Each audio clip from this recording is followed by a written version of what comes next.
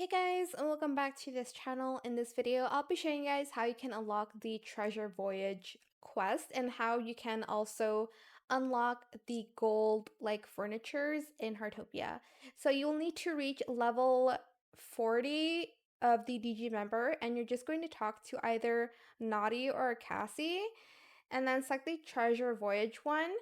So basically, you'll need to talk to Naughty again, and then you'll see he has like an option that says Treasure Voyage. You can also find it with Cassie as well.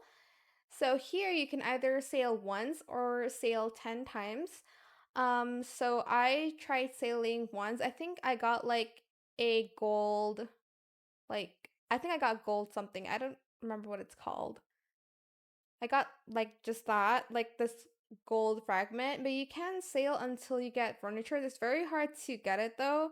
You can unlock furniture by the like gold that you get, the like fragments, but you don't get a lot. And here I tried to sail 10 times, by the way. It cost me 100,000 coins, and I still didn't get any furniture. Here, as you can see, it's very hard to get. I think I tried several times, by the way, and this is what I got.